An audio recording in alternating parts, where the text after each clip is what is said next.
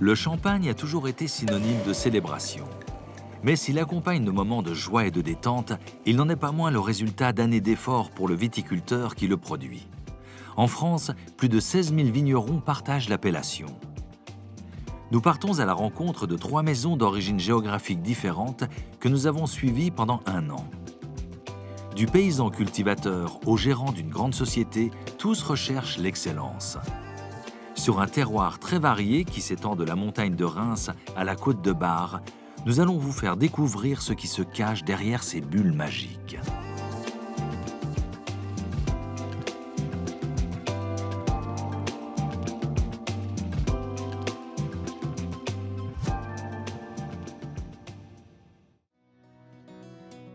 Nous commençons notre aventure par un des grands terroirs de Champagne. D'un côté, la côte sud de la montagne de Reims, de l'autre, la vallée de la Marne, et vers le sud, le début de la côte des Blancs. Aille est considéré comme un des lieux historiques du Champagne. La vigne y est présente depuis 2000 ans et le roi Henri IV ne jurait que par ses vignobles. De l'autre côté de la Marne, Épernay est l'un des épicentres de l'appellation. Au-delà des terroirs exceptionnels qui l'entourent, la ville est le siège de marques importantes. La célèbre avenue de Champagne regroupe de nombreuses maisons souvent installées dans des hôtels particuliers du XIXe siècle. Ces maisons ont contribué à l'essor mondial du champagne en développant l'exportation dès le XVIIIe siècle. La maison Leclerc-Briand a fêté ses 150 ans il y a peu. Nous sommes mi-septembre, au siège c'est l'effervescence. Des échantillons arrivent des différentes parcelles. L'équipe d'Hervé Gestin les analyse avec attention. Ici, on a des chardonnays de différents secteurs. Là, on a Trépaille, donc l'est de la montagne de Reims. Ici, on a la région d'Épernay. On va déterminer un certain nombre de caractéristiques sur cette vendange, donc les analyses classiques, les analyses de sucre, les analyses d'acidité. On va vérifier l'état sanitaire aussi des raisins. Et puis, moi, je vais faire des tests liés à l'énergétique et à la biodynamie, en fait. Voilà.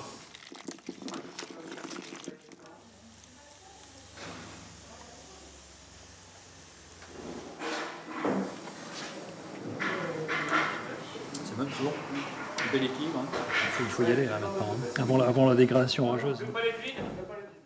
Autour de la villa des Trois Clochers à Villers-Alran, l'une des parcelles phares de la maison Leclerc-Briand, une importante brigade s'est mise au travail pour vendanger au plus vite.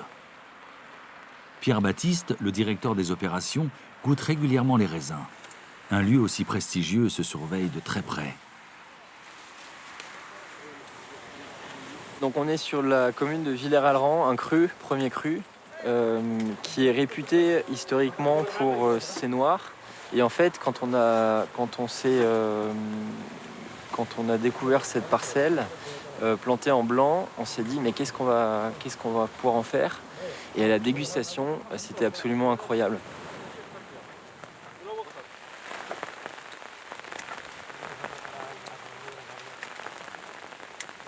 On est sur des sols qui sont argilo-sableux ici, sur Villers-Alran. Et avec une exposition, on est donc au nord de la montagne de Reims, mais avec des parcellaires qui sont exposés plein ouest. Et la réunion de ces différents facteurs fait un vin complètement atypique et extraordinaire.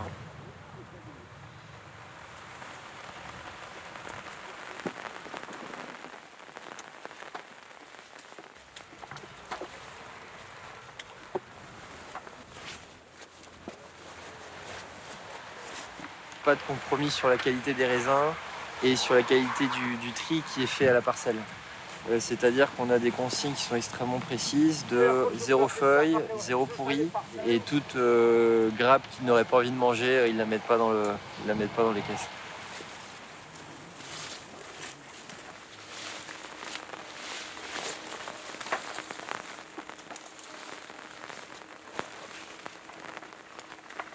Tout l'enjeu, c'est de réussir à avoir une cueillette assez rapide, pour qu'on puisse aller mettre les raisins au sec avant de pouvoir les passer sur pressoir. Alors que l'orage se rapproche, la récolte est déjà en route pour le pressoir. Une fois à l'abri, même si les caisses légèrement perforées ont évacué une partie de l'eau de pluie, on reste vigilant. Oui, ça s'est un petit peu égoutté, mais il en reste. Il en reste, donc il va falloir être prudent au moment du pressurage. On va éliminer les premiers jus, ce qu'on appelle l'autopressurage, et puis les premières fractions lors de la montée en pression du pressoir. Voilà. Donc ça, on le fait au verre et puis au densimètre pour vérifier la densité des mous et la richesse en sucre.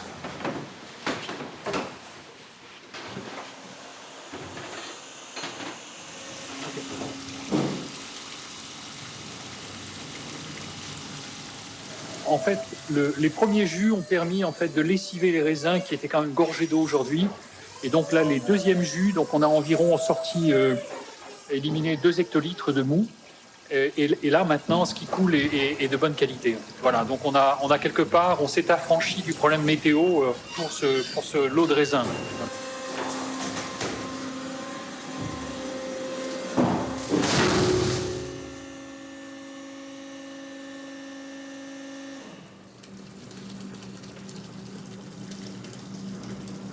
Derrière le pressoir, Hervé Gestin s'affaire déjà autour des cuves. C'est des solutions que je prépare à partir de plantes et de minéraux. Là, c'est une émeraude de cuivre, ça, qu'on appelle la pierre du cœur.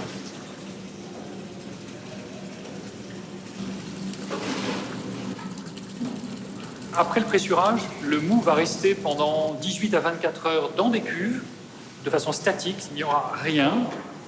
Et le mou va se débarrasser de toutes ces petites impuretés, les pellicules de raisin, les pépins qui se trouvent en suspension. Et donc au bout de 18 à 24 heures, le mou se sera éclairci et on va donc le transférer dans des fûts en chêne où il va démarrer sa fermentation.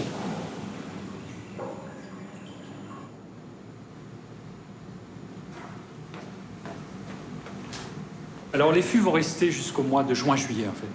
On les laisse jusqu'au solstice d'été, ça c'est une règle chez nous. On ne fait jamais un soutirage, c'est-à-dire qu'on ne sépare jamais le vin des lits avant le solstice d'été.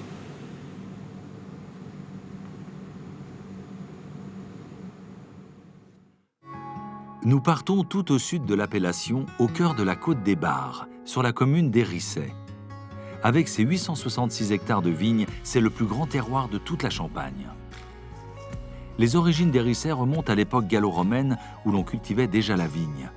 Le village est réparti en 3 bourgs qui abritent pas moins de 288 vignerons et 3 églises.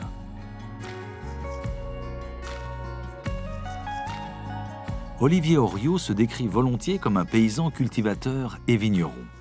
Ces champagnes rares et recherchés se retrouvent souvent dans les caves des grandes tables. Pour les vendanges, c'est toute la famille qui se mobilise, avec l'aide des amis et des renforts éventuels lorsque les volumes sont importants.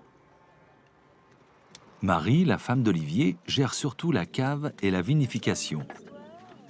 Mais en attendant les premiers pressages, elle participe à la vendange. Olivier possède plusieurs parcelles sur différents coteaux. Certains ont été durement touchés par le gel en avril dernier. Sur la partie haute, une bonne surprise l'attend. Les grappes sont particulièrement généreuses. Finalement, l'appareil le plus adéquat pour analyser, ça reste notre palais. Et là, juste au moment de décider de vendanger ou pas, on vérifie s'il y a le sucre, l'acidité, la maturité des pépins.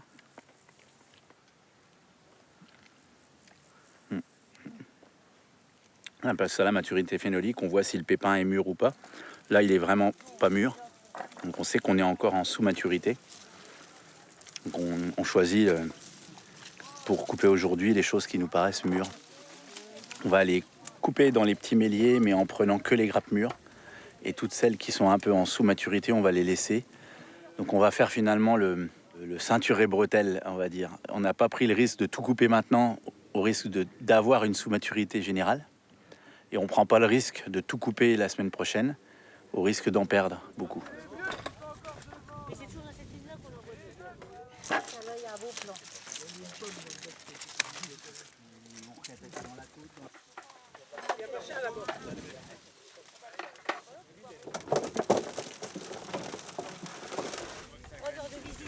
La différence à 200-300 mètres sur le gel, c'est le bas de la vigne qui est complètement calciné alors que le haut n'est pas gelé.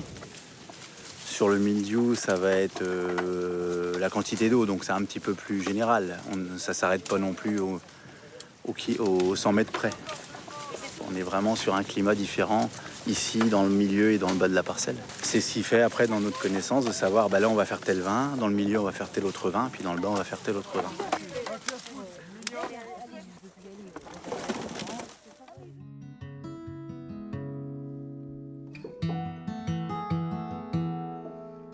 Après le déjeuner, étant donné les conditions climatiques, il est décidé d'aller de l'autre côté du village pour vendanger la parcelle de Prémalin destinée à la cuvée Solera.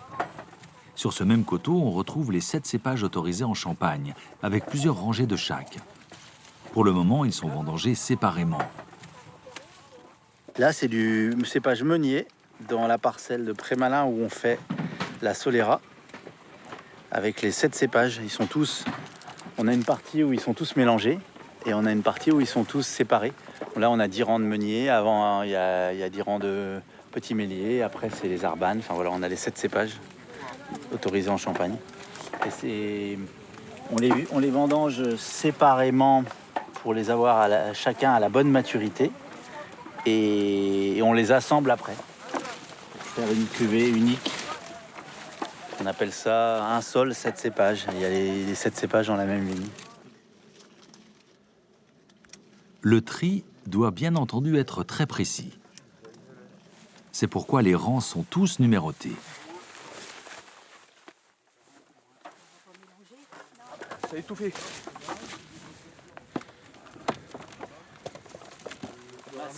Allez, c'est l'Aveyron. Le 9.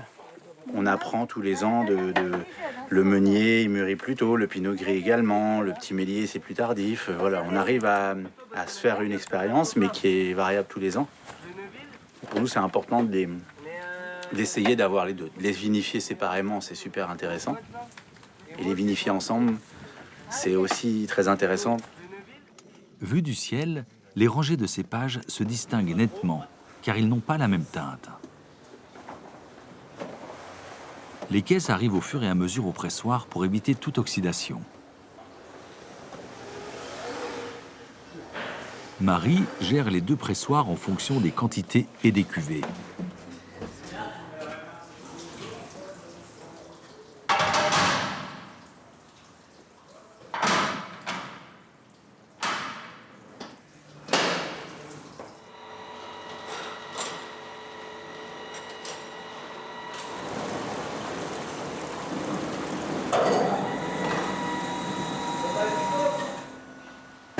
Cette première mission effectuée, Marie procède à la répartition dans les différentes cuves. Eh ben, il va fermenter pendant 2 semaines, 3 semaines, et puis après il est au repos pendant 10 mois. Soit que je le remets en fût, enfin là je sais pas encore s'il passe en fût ou pas celui-là. Comme je suis dans le plus gros de la vendange, il faut un petit peu que j'attende avant d'entonner.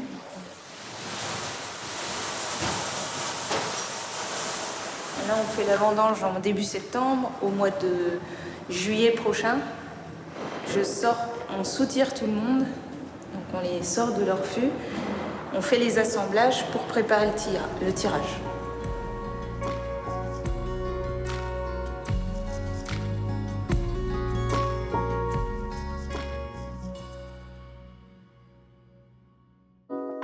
Nous remontons tout au nord de l'appellation, à Reims. Dès le XVIIIe siècle, les maisons de Champagne s'installent à Reims pour profiter de son dynamisme économique et de son rayonnement lié au sacre des rois de France qui se déroule dans sa cathédrale Notre-Dame depuis le IXe siècle. La proximité avec Paris et les grands marchés européens a facilité l'essor du commerce du Champagne. La maison Pommery a été fondée en 1836. L'architecture du site, très avant-gardiste pour l'époque, a été voulue par la célèbre veuve Pommery, qui a donné au domaine ses lettres de noblesse. C'est sur ce terroir de près de 50 hectares entouré par la ville que l'on trouve les parcelles emblématiques de la maison, les clos. Les cuvées spéciales millésimées y voient le jour. Cette année, les vendanges s'annoncent prometteuses.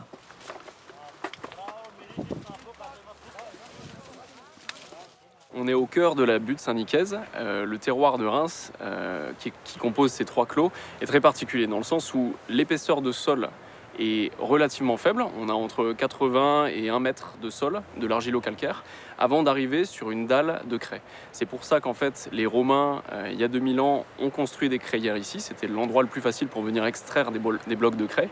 Et donc Madame Pommery a eu le génie de venir relier ces crayères par des caves et planter la vigne au-dessus.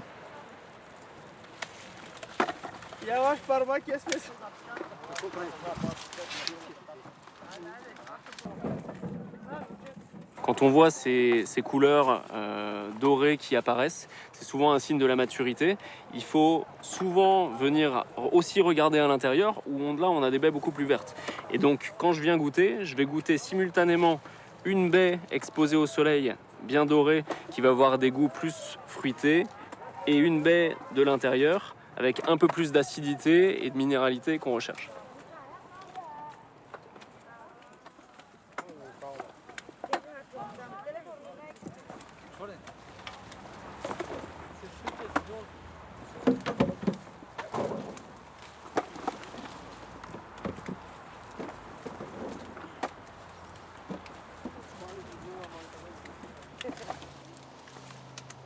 Là, on sait que la météo des prochains jours va être très pluvieuse, donc on a accéléré la cadence, on a des grosses équipes afin de pouvoir rentrer un maximum de raisins en un minimum de temps. Le risque, en fait, c'est si on a trop de pluie, rapidement la qualité, les pellicules vont se dégrader et on va avoir des attaques de champignons, le botrytis, qui va venir affecter la qualité.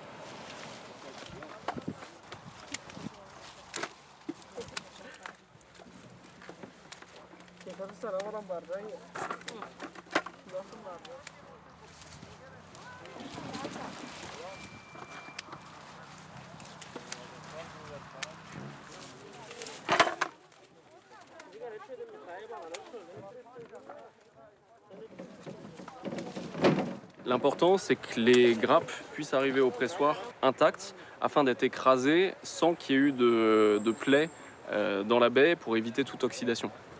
Donc ça, aujourd'hui, vu les degrés qu'on atteint et la maturité aromatique quand on déguste les baies, on est assez confiant pour dire que 2024 sera un grand millésime et qu'on pourra mettre en bouteille ce millésime.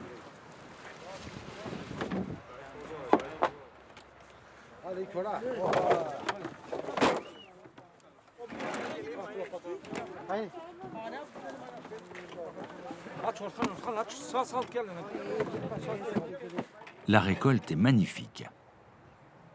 Elle est immédiatement envoyée vers le pressoir, situé à une dizaine de kilomètres de là.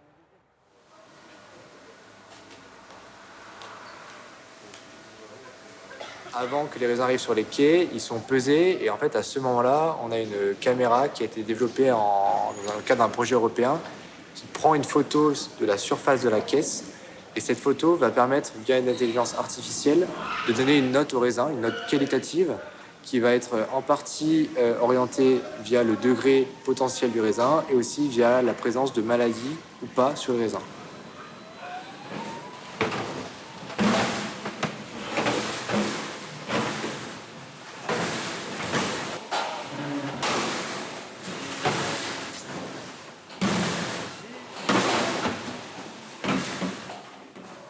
Les pressoirs sont des pressoirs pneumatiques et c'est donc une membrane qu'on vient gonfler palier par palier. Et c'est un pressurage qu'en fait, qu'il faut surtout retenir qui est très doux, très simple, pour vraiment pressurer le plus doucement possible les raisins. Alors l'intérêt de presser lentement, c'est simplement pour ne pas trop extraire les composés qui sont dans la pellicule de raisin. Ces composés peuvent être assez astringents, donc on va dire asséchants en bouche, ça va donner une sensation assez désagréable, de l'amertume. Donc nous, ce qu'on veut, c'est vraiment extraire le cœur de la pellicule et non pas ce qui est contenu dans la peau du raisin.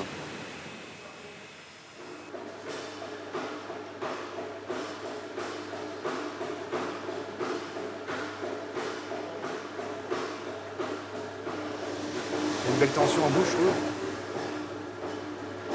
Et une longueur tendue. Donc là, on voit qu'on a un jus qui est assez concentré, assez charpenté, assez mûr en fait, parce que les clos qui sont situés au cœur de Reims bénéficient tout au long de l'année d'un microclimat qui est plus chaleureux, dans des températures un peu plus élevées.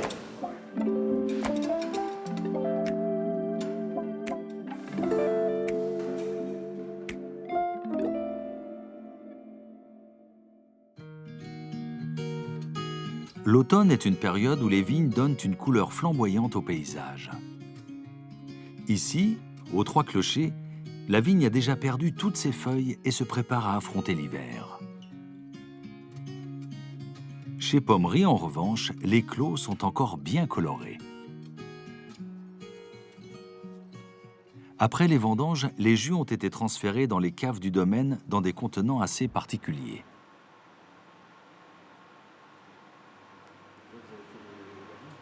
Le moule arrive dans la cuverie. On l'a directement mis dans les œufs en grès.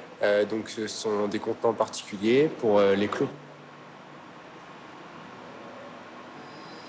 Aujourd'hui, on se retrouve avec des œufs donc, qui ont la particularité de respirer, entre guillemets. Donc il y a une micro-oxygénation qui s'opère sur les vins. Donc c'est vraiment le même principe que sur des tonneaux, sauf que cette fois-ci, on n'a pas d'échange avec le contenant, donc on n'a pas d'arôme boisé dans nos vins. On vient de lancer l'innoculation de ces œufs, c'est-à-dire qu'on a ensemencé avec des levures pour lancer la première fermentation alcoolique. Donc ces levures sont en fait, elles peuvent s'apparenter au levain qu'un boulanger fait, c'est-à-dire qu'il a son propre levain, c'est sa propre signature. Et bien c'est un petit peu pareil pour la levure Pommery, c'est des levains qu'on va entretenir toute l'année et qui vont donner ce style qui appartient bien à la maison depuis maintenant des années et même des dizaines d'années.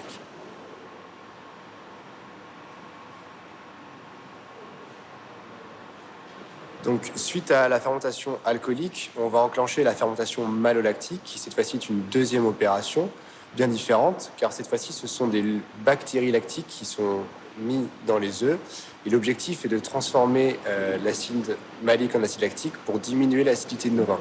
Cette opération va conférer au vin une meilleure structure, plus de volume, plus de rondeur.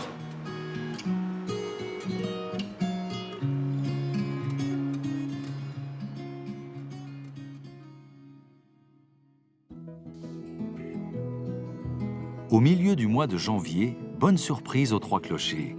Le gel s'installe pendant plusieurs jours. La vigne a besoin de cette période de froid pour son entrée en dormance, pour quelque part vraiment se ressourcer et avoir ce signal qu'à un moment ou un autre, il va falloir qu'elle reparte.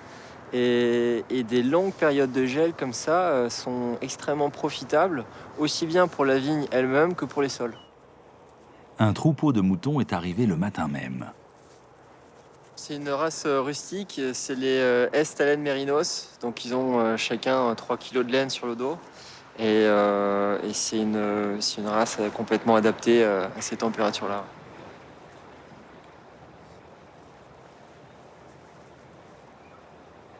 Numéro 1, ça va être d'entretenir les couverts végétaux en mangeant l'herbe, les adventices qui pourraient être là. Le point numéro 2, ça va être une fertilisation naturelle. Et le point numéro 3, c'est quelque part de venir réunir, quand on travaille en biodynamie, le règne végétal et le règne animal ensemble. Et la présence des animaux sur la parcelle contribue à son développement. In the back of the house, we are building all we have, bit by bit from the start, found our hearts. Un peu plus au nord, à Reims, sur les clos, la taille a débuté. C'est une étape importante pour la vigne durant l'hiver afin de préparer le printemps.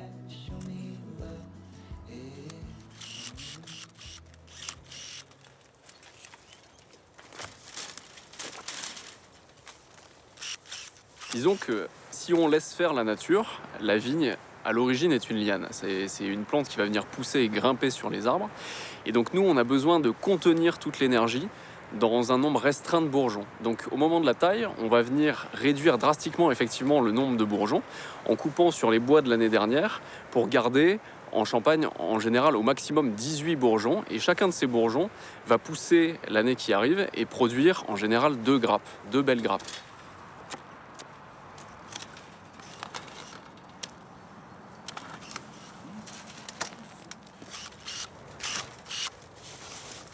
Sur un bois comme ça, donc une taille chablis, on est dans du chardonnay comme cépage. En fait, on va garder juste un bois fructifère qui sera sur le bois de l'année dernière. Parce que si on laisse des bois qui sont sur les bois des années d'avant, on peut voir les séparations. Et bien ceux-là, ils ne seront pas fructifères.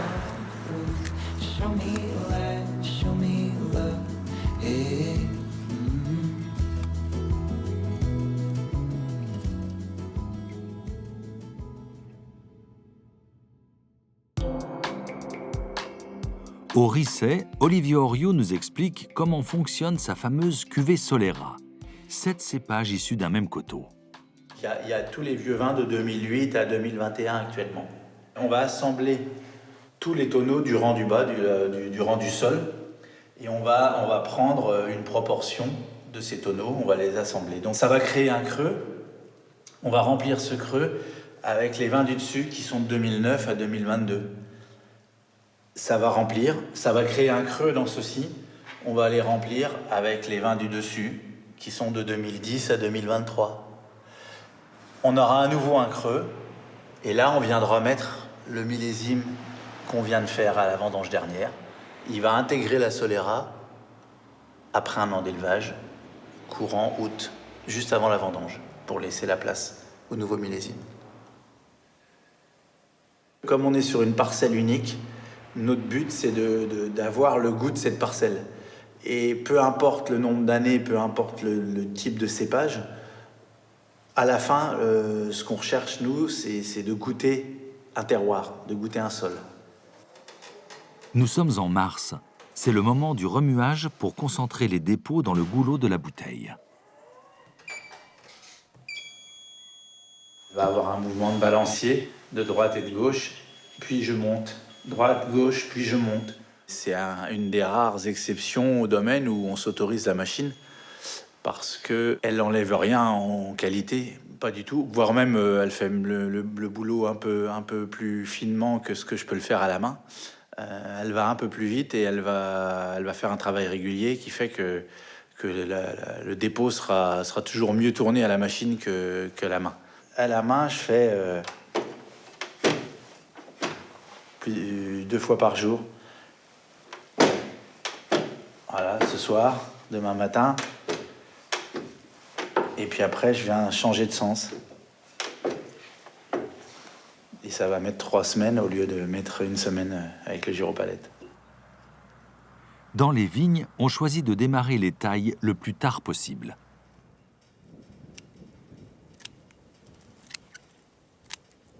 Là, c'est la période de taille, la période pleine de taille.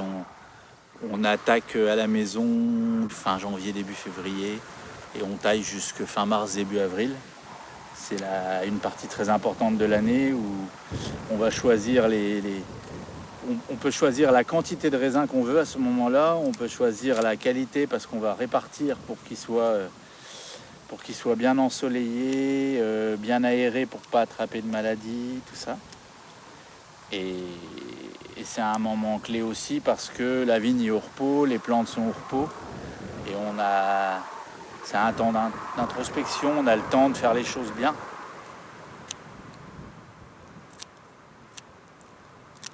Là, je choisis mes bourgeons, je choisis lesquels vont pousser, j'oriente. Ça régule énormément de choses.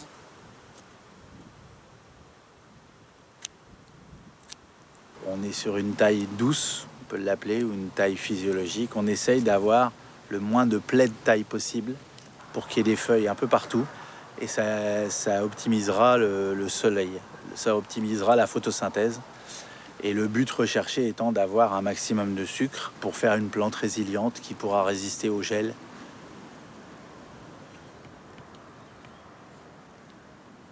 Là, on est début mars, il y a déjà des arbres, il y a déjà des bourgeons qui sortent dans les haies. C'est assez fou, quoi. On a 3 semaines à 1 mois d'avance. Et ça, c'est pour le coup constant. Avec les moutons sur la parcelle, Olivier protège ses jeunes arbres avec des fourreaux. D'avoir tous les animaux de la ferme, ça fait vraiment un équilibre plus complet sur la ferme. Comme on a également aussi des champs en plus des vignes, il y en a besoin de la fumure pour l'engrais naturel. Et c'est ce vers quoi, je pense, la viticulture a des pistes d'amélioration. C'est de remettre de l'animal, de remettre des arbres, de casser cette monoculture pour gagner en résilience, en robustesse dans le futur.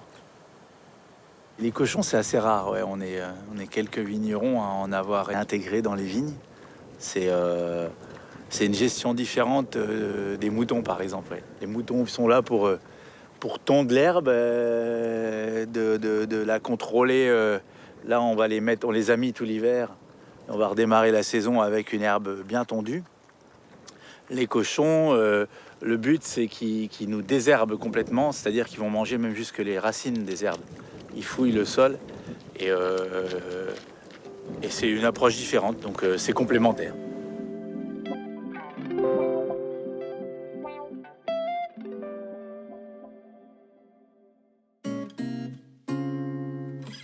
Une fois l'équinoxe de printemps passé, voici venu le temps des préparations biodynamiques pour dynamiser la vigne. À Épernay, chez Leclerc-Briand, on se prépare pour intervenir en fin de journée.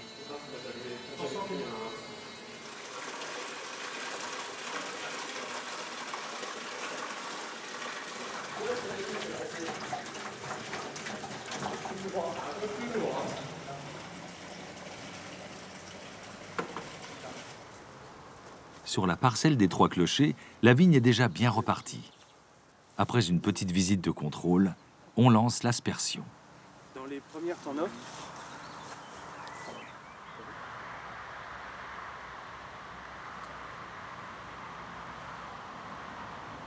La préparation 500P s'applique en fin de journée, le moment où la plante vient se mettre au repos pour la nuit. Et c'est pour nous le moment de lui transmettre ce message d'apaisement avant de reprendre sa journée le lendemain. A l'inverse, il nous arrive d'appliquer une préparation qui est la silice de corne, la préparation 501, qui, elle, se fait au petit matin et qui a vocation, en même temps que le soleil se lève, de venir élever les feuilles de vigne en direction du soleil.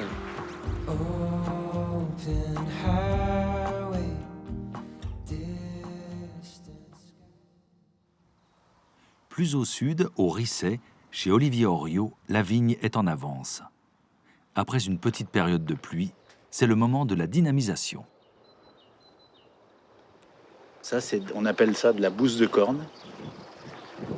On a donc pris de la bouse de vache qu'on a enterrée pendant 6 mois. Et c'est devenu carrément un compost. Ça sent plus du tout la bouse, c'est devenu de l'humus, quoi, de la matière organique super dans un état super intéressant. Pour nous, c'est comme un levain, comme un boulanger va ensemencer son pain. Ben là, on va le mettre sur le sol pour ensemencer le sol, avec notre levain de bactéries et de micro-organismes qui vont nous aider à décomposer toutes les matières organiques qu'on a laissées sur le sol. On a broyé les sarments, on les a remis au sol, il faut qu'ils se décomposent. Voilà, ça va aider tout le vivant à redémarrer.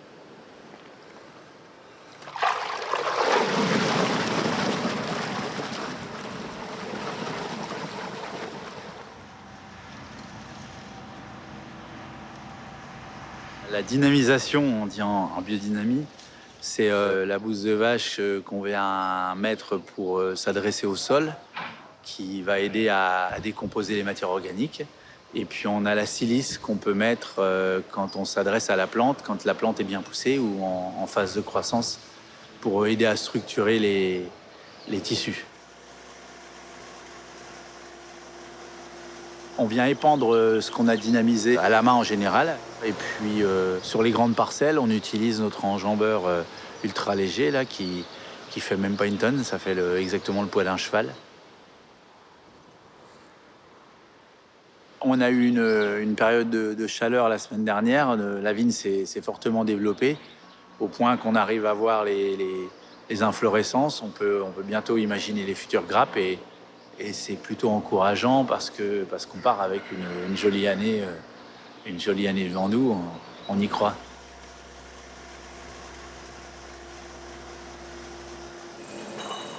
L'après-midi va se passer en cave pour l'indispensable opération du dégorgement afin d'éliminer les dépôts accumulés.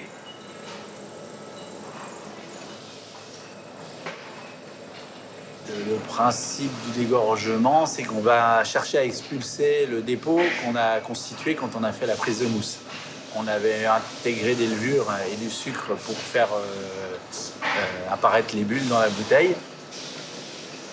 À partir de 15 mois jusqu'à 10 ans après, il faudra expulser ce dépôt de levures qui sont mortes entre-temps et qui sont au fond de la bouteille. Et on vient congeler le dépôt qu'il y a dans le col. Une fois qu'il est congelé, on peut retourner la bouteille et la dégorger. La pression expulse le dépôt. Et là, on vient juste remplir avec le même vin.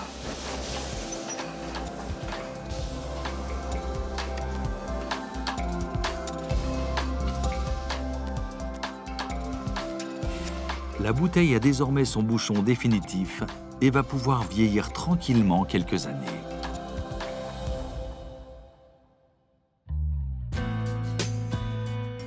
Nous sommes en juillet à Reims, sur le domaine Pommery.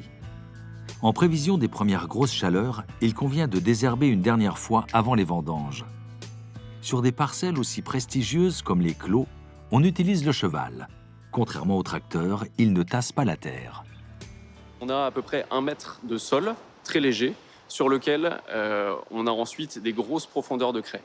Ça permet à la vigne en fait, d'avoir des racines au contact de la craie et de toujours avoir ces sols drainants, donc jamais trop d'eau, et qui permettent aussi de relarguer de l'eau en période de sécheresse.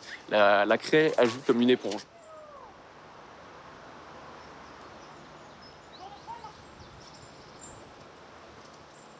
On est ici à l'abri des regards, donc tous ces murs de 2 mètres de haut autour de nos clos, ça va permettre, de limiter le vent, et deuxièmement, d'avoir moins de risques de gel au moment du débourrement au printemps.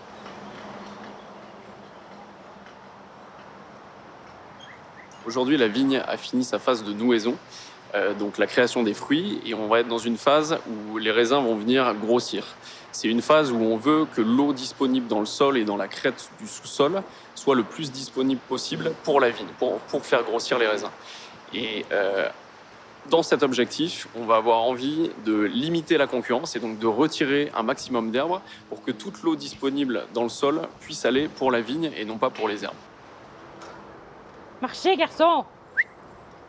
Allez, oui! Allez, mon. Les 2 chevaux qui travaillent ici sont déjà des vieux chevaux.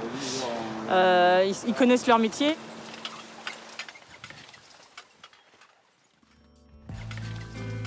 Sous ces vignes, l'idée lumineuse de Madame Pommery a été de relier ces immenses puits que l'on voit émerger dans les vignes entre eux par des galeries pour y installer sa cave à moins de 30 mètres de profondeur, avec une température constante à 10 degrés toute l'année.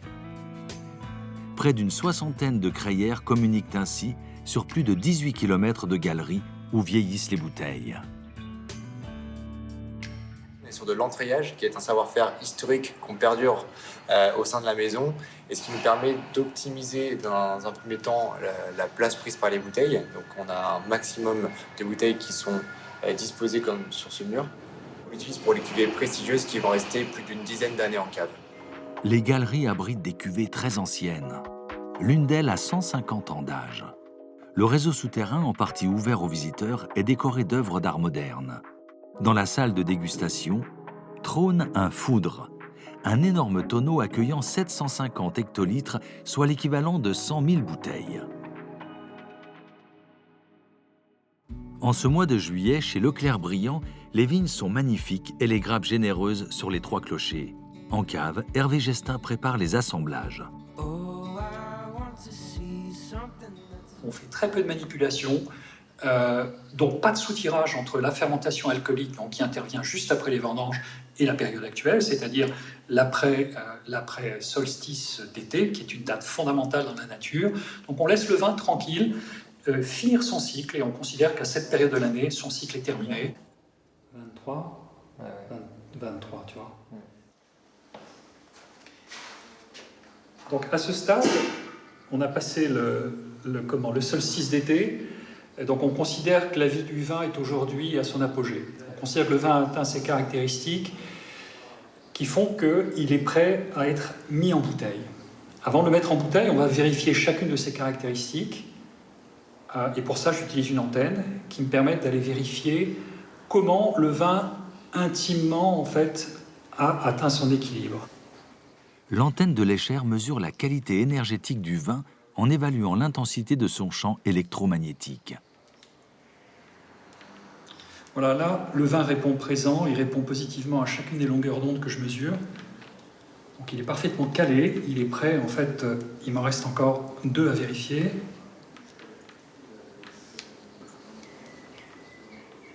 On va donc assembler aujourd'hui le Clos des Trois Clochers, qui est un 100% chardonnay. Et donc ce Clos des Trois Clochers va être constitué, ce lot va être constitué de 6 barriques. Et donc je vais toutes les goûter pour voir comment elles peuvent s'assembler et pour voir s'il n'y a pas de difficulté à la rencontre de ces 6 barriques.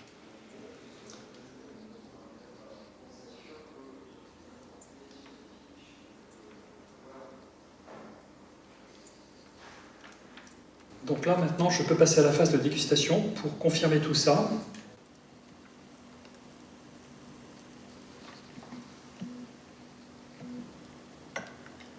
Voilà, un vin transparent, cristallin, qui laisse passer la lumière. Il a une teinte absolument incroyable aussi, ce vin, c'est du cristal.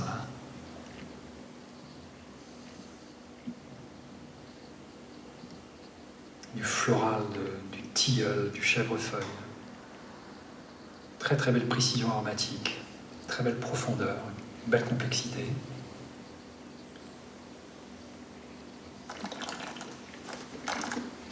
On retrouve un vin parfaitement à son apogée.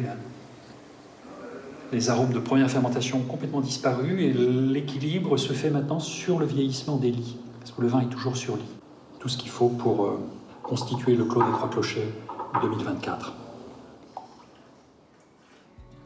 Hervé Gestin expérimente par ailleurs différents contenants. Œufs en grès, ballons en verre, barriques en métal précieux. Il anticipe le fait que trouver des chênes vieux de 120 ou 150 ans va se faire de plus en plus rare. Les œnologues de Pommery sont à pied d'œuvre.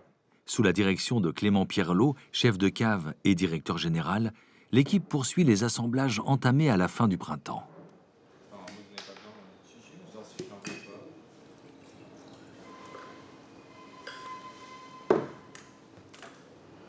Enfin, pas sur l'oxydation, mais elle est assez ouverte, je trouve.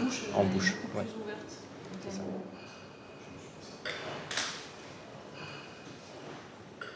C'est une belle base d'apanage, ça. Il a dit la même chose? Ouais. C'est un peu plus court, mais c'est souple.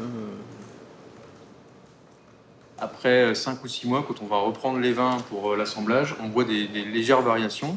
Et le travail de l'équipe, c'est d'identifier, de notifier, de garder des traces de toutes ces variations pour ensuite, au moment de l'assemblage, imaginer l'accord parfait et donc écarter celles qui nous paraissent soit pas suffisamment à la hauteur pour entrer dans l'assemblage, soit avec un potentiel de garde très intéressant pour les années à venir. Bien, pour moi, après, je pense que dans le 72, le côté lactique il ressort parfois un peu.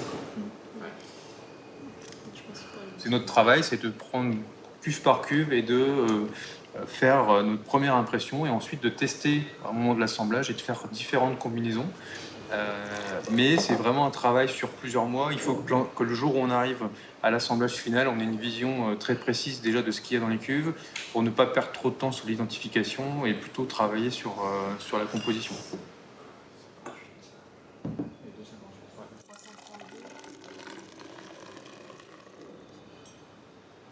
Pour moi, la qualité des vins de la maison repose vraiment sur la cueillette au bon moment, de la bonne façon et pressurée selon les meilleures techniques. C'est vraiment le point important parce qu'après, on va ne faire que préserver la qualité du fruit qu'on a sélectionné.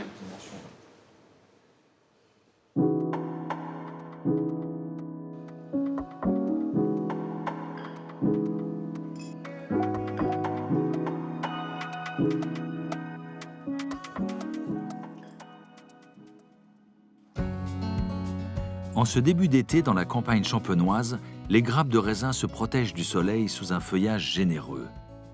le mois de juillet s'annonce particulièrement sec. Le moment est venu de comprendre d'où proviennent ces fameuses bulles qui vont transformer le vin en champagne. Direction Épernay, chez Leclerc-Briand. Dans ce mélangeur, on verse une quantité de sucre suffisante pour être envoyé dans un fût après dilution complète.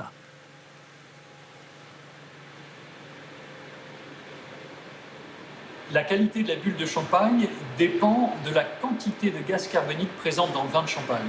Et cette quantité de gaz carbonique, elle est fonction du sucre qu'on a rajouté.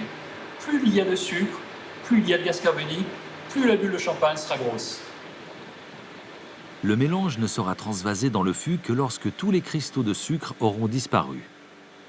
Seul un œil exercé peut le déterminer.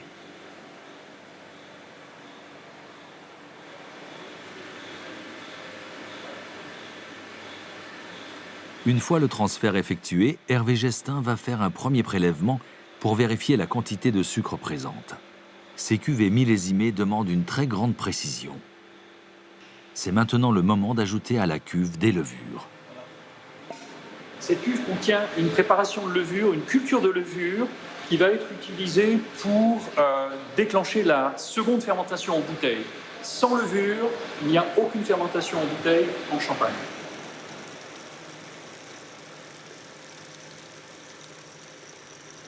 Un nouveau contrôle minutieux s'impose. La richesse du vin en micro-impuretés, des impuretés qui sont toutes petites, et qui vont servir de support aux bulles de champagne. Si on avait un vin parfaitement stérile, on aurait 0 bulle dans le champagne.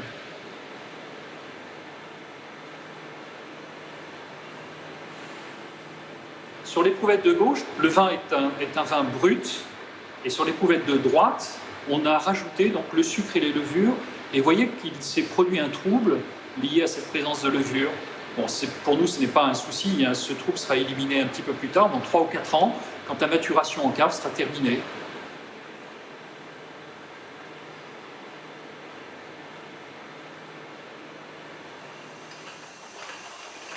La journée s'achève par la mise en bouteille de ce qui est désormais du champagne, mais avec une simple capsule, de manière à procéder le moment venu au dégorgement.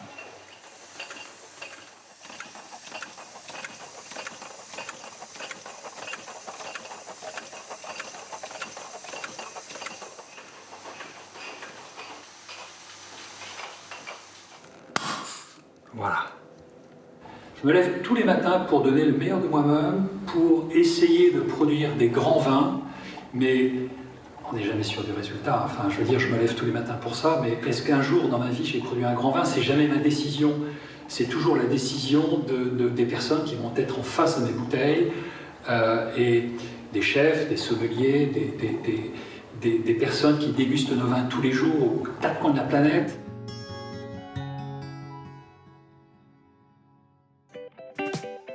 Le temps de la dégustation des assemblages est venu au Risset. Marie et Olivier ont demandé l'expertise d'une œnologue conseil, Cécile Kremer, qui connaît bien la maison.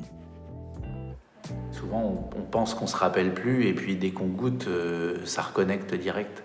Les perceptions, que ce soit olfactives ou gustatives, elles connectent des choses dans le cerveau, et ouais, c'est vraiment de la mémoire pure. De la mémoire pure, de la mémoire émotionnelle. Et ouais, on n'oublie pas en fait.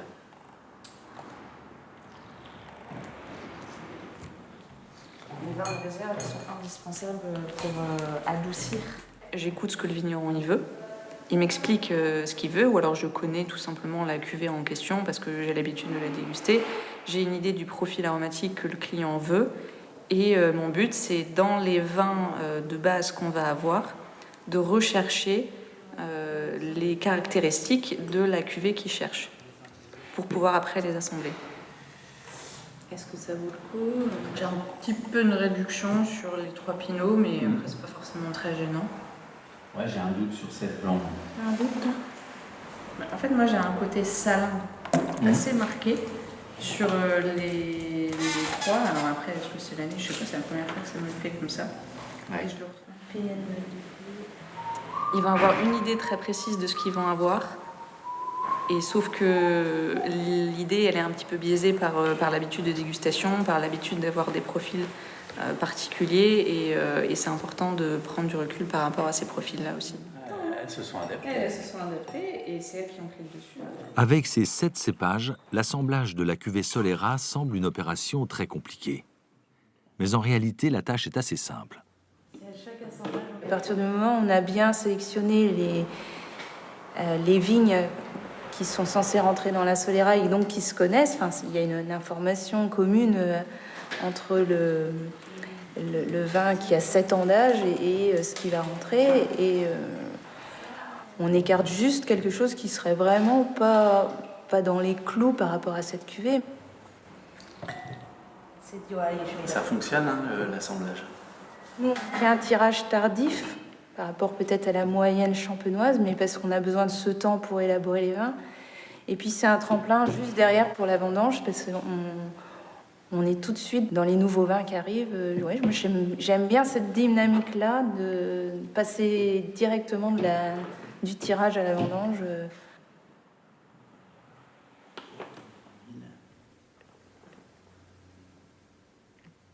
Quand on extrait la minéralité de ce sol, on extrait quelque chose qui a 150 millions d'années, donc 5, 10 ans ou 50 ans, c'est peu. C'est toute la magie de notre métier d'agriculteur, viticulteur. C'est de pouvoir transmettre quelque chose qui vient d'un sol et de le livrer à quelqu'un qui prenne du plaisir en mangeant, en buvant. Comme tous les vins, le champagne est une affaire de terroir. Et comme toutes les potions magiques, le facteur chance intervient aussi. Mais rien ne remplace le savoir-faire transmis de génération en génération et l'amour du travail bien fait pour créer une boisson d'une extraordinaire complexité.